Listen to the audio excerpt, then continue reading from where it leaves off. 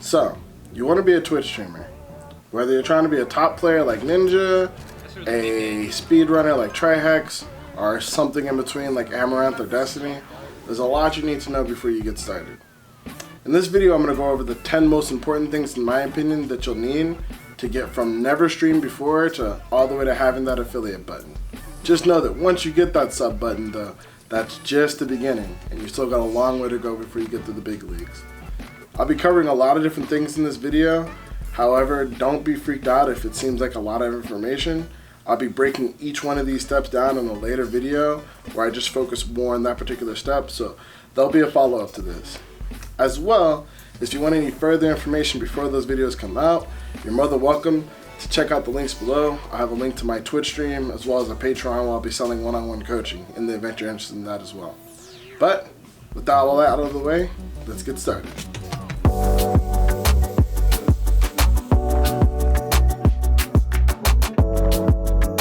First thing we should do is, when on Twitch or doing anything online, is picking a name. I know it sounds simple, but this is actually probably one of the most important things you'll do. When it comes to being online, the things you pick yourself say a lot about you. And to be fair, your name should. It's the first thing people will see, a lot of times the first thing they'll hear. So with that in mind, I'm not saying you need to go on this crazy long journey where you meditate or speak with gurus from across the world. But what I am saying is picking a name for your online persona should be just like picking out a tattoo. It could be something that's with you for a long time, so you need to make sure it's something you want, and again, something that means something to you. Now that you've got your account set up on whatever you're streaming on, Twitch, YouTube, or anywhere in between, the next thing you're going to need is streaming software. The big three for this are going to be OBS, Streamlabs OBS, and XSplit. If you're playing on console or going to be doing this on Xbox or PS4, they have streaming software built in directly to their console, so you don't have to worry about downloading any of this. However, if you're on PC, my personal recommendation is going to be for OBS. OBS is technically what 90% of every other streamer on Twitch is using, and I mean every streamer, from Ninja all the way to Disguised Toast and anybody in between. So if you ever run into any hiccups while using or getting started, that'll probably be the easiest one to get help with because that's what most people use, just like anything else. XSplit is really great if you're going to be doing something more advanced, like setting up a podcast or maybe doing a Dungeons and Dragons run, but XSplit does cost money in order to use. So from my personal experience, I would recommend starting with OBS and then maybe upgrading to something more advanced if you feel you need it later on. But at the beginning, it's best just to keep it simple. And for the 0.1% of you who are actually trying to stream on Mac, just so you know, OBS is Mac compatible. Now that you've got your streaming program installed, the next thing you're going to do is check your settings. Now, to be fair, a lot of this will be done automatically if you're using OBS Studios or XSplit, but in the off chance it's not, let's go through some of the basics so you know what to look for. The first thing you're going to decide is whether or not you're going to stream at 720, 1080p, or 4K. Since you're brand new, I'm going to recommend 720p, 30 frames a second. The main reason for this is, one, it's something a lot more rigs can handle, and if you're going up to 60 frames or 1080p, you have to have a much higher end rig. So if you're not sure what your computer's capable of, this is a safe starting point, and then you can work your way up or down from there. The other thing is, when you start off streaming, you don't have encoding options right off the beginning. That basically allows people to either raise or lower the quality of your stream. So if your stream settings are too high and say someone's on mobile or doesn't have good internet, they won't be able to watch your stream because of the quality and they can't change it to something more comparable to them. So the idea here is to make sure your stream is accessible to as many people out the gate as possible. The next thing you're going to check is your bitrate. Now your bitrate, to know what bitrate you can use, is going to depend on what your internet settings are. This is something you can find out by going to speedtest.net or going to your ISP website and running a speed test. And the current Windows 10 has an app you can download to run it as well that's a little bit more accurate. However you do this though, you generally want to keep your bitrate at half of what your upload speed is. This means that if you have a 10 megabyte upload, you don't want to let your bitrate go over 5K.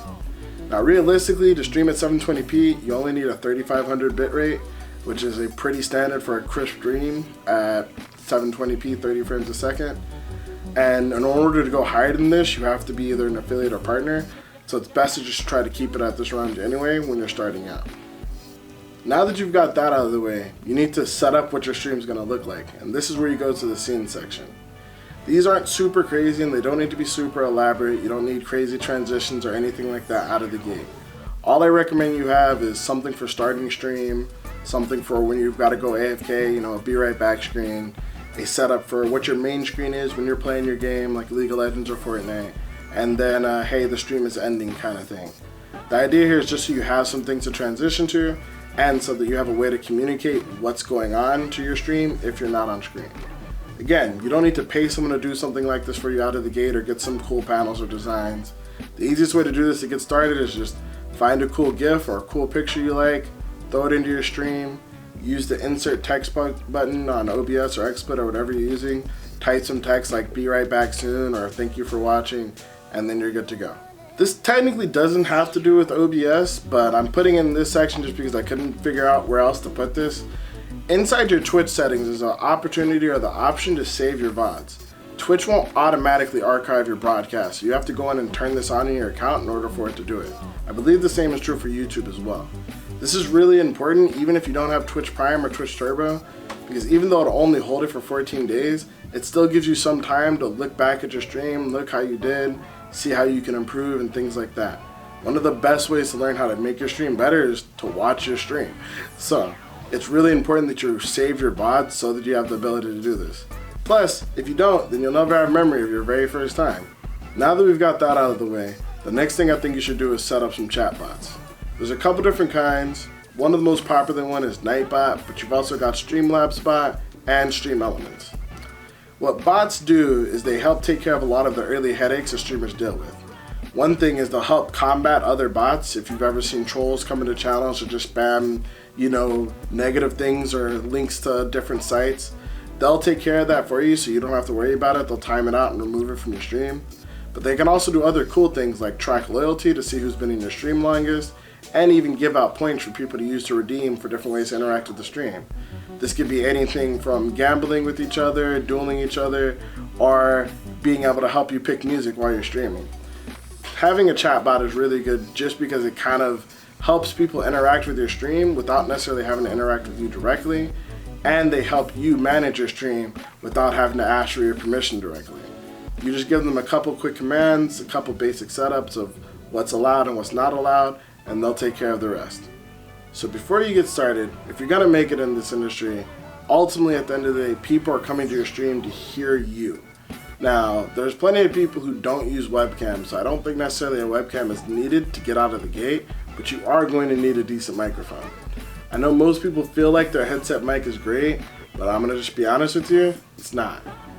Getting a good mic doesn't cost too much. I mean, you can get a decent blue snowball for like 39 bucks at Best Buy or any of your other, electronic stores around town. It sounds like a lot, but it's really not. All it means is skipping a couple of cups of coffee at Starbucks in the morning or skipping McDonald's on your way home from work. However you decide to do it, it is really important that after you get your mic, you test how your mic sounds before going live. What a lot of people do is they'll create a second Twitch account as like a dummy account, and they'll kind of stream to that one and test their mic settings to see how it sounds before actually going live on their real Twitch stream. This is great whenever you want to test audio settings just in general or anything about your stream, but again, your audio is going to be one of the most important things about your stream. If people don't want to listen to you, they're not going to watch you. And that's why the most important thing is getting a new mic.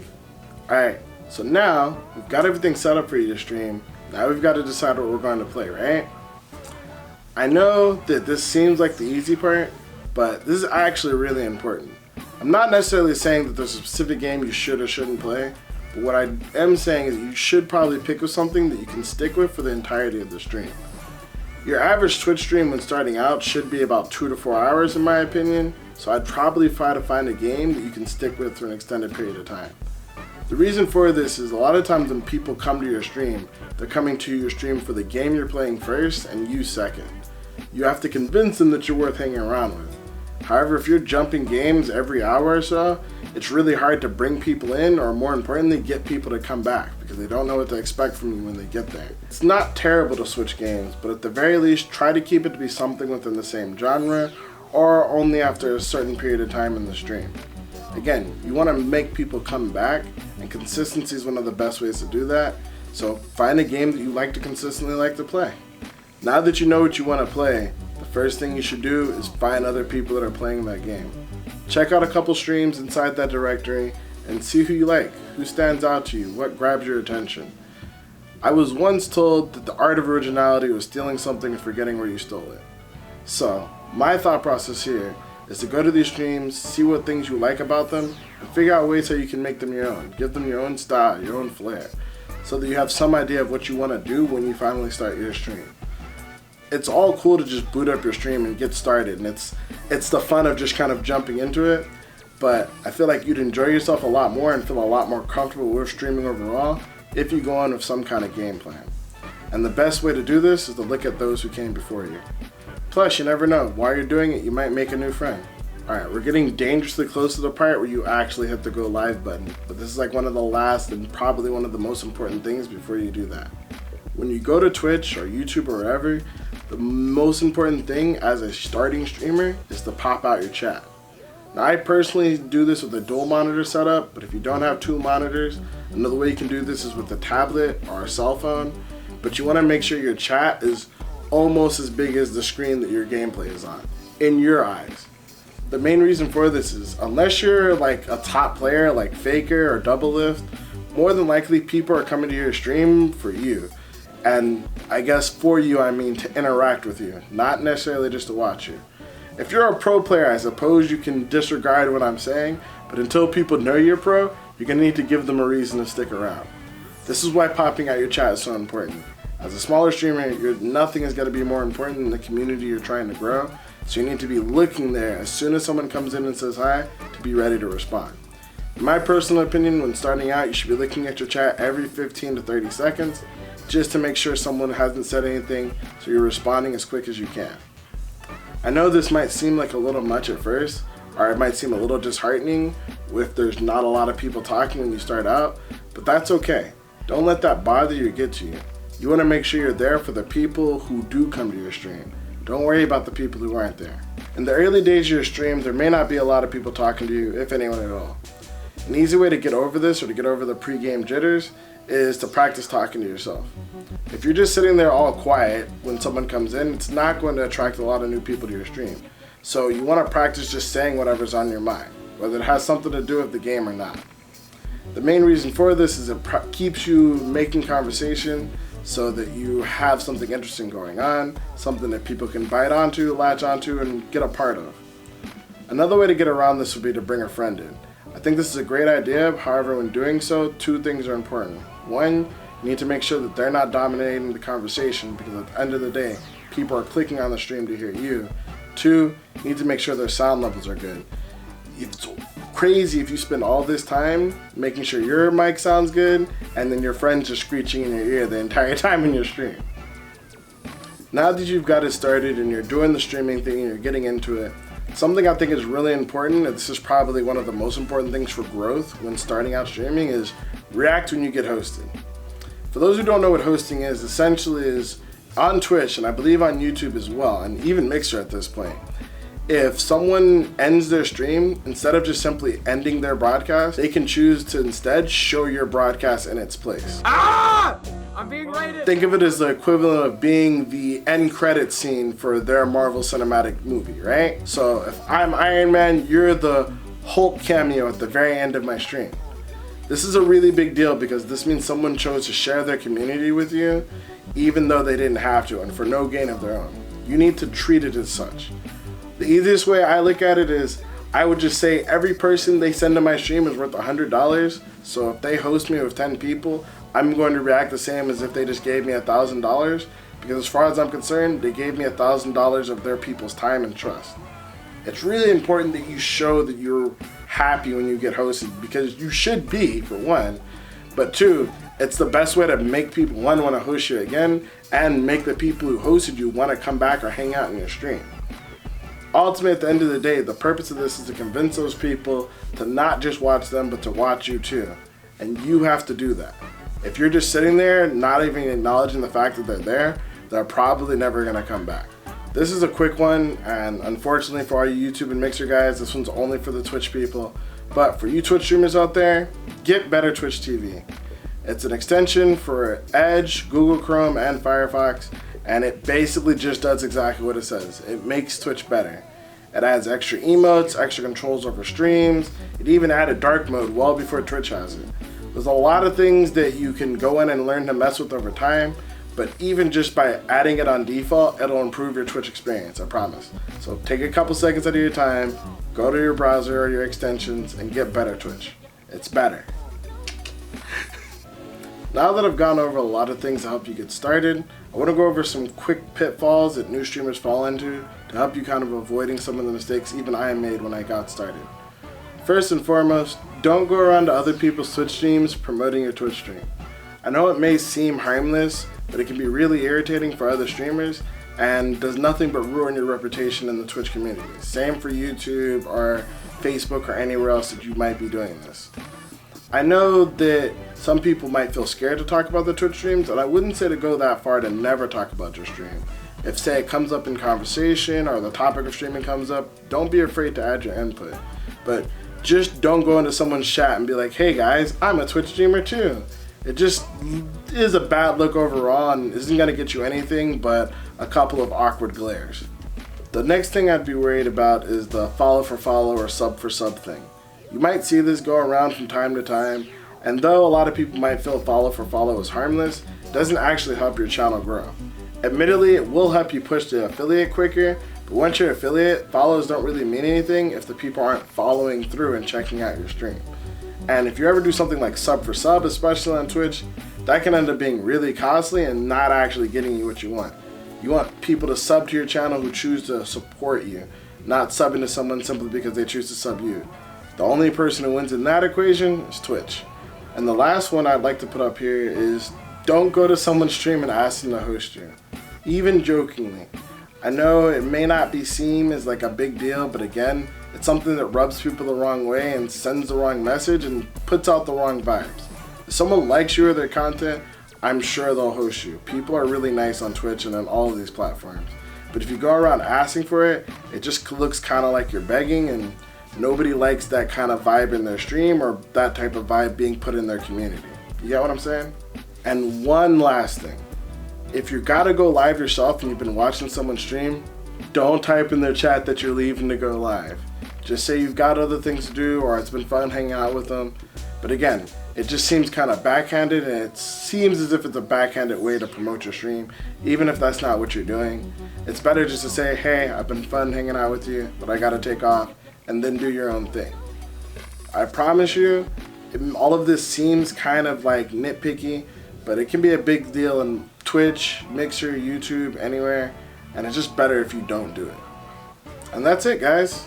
That's all you need to know to get started on Twitch. If you follow these tips within the first 30 days, I'm sure you'll be well on your way to affiliate.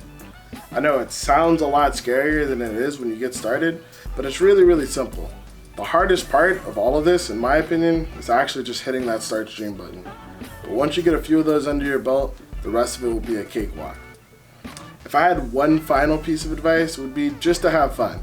The point of this video for me was to make sure that any of the things that might trip you up while getting started that you might be confused about, I'd be there to help you walk through. Now that you've gotten through all that, the main idea of being on Twitch in general is just to have a good time with friends and those who decide to join your community.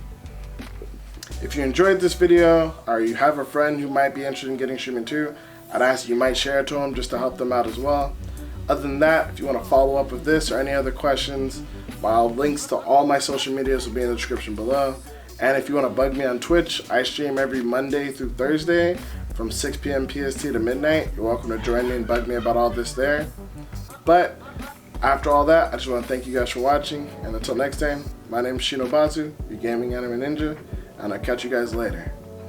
Actually, before I go, one last thing. I've been thinking about what I'm going to call these videos. I guess I've kind of been going on a one-on-one series kind of thing, which this will probably be like streaming 101. You'll see something like that in the title. I thought about being a professor because 101 is kind of more of a class setup, but for me personally, I'm kind of a ninja, so for now, you can just call me your stream sensei. Deuces.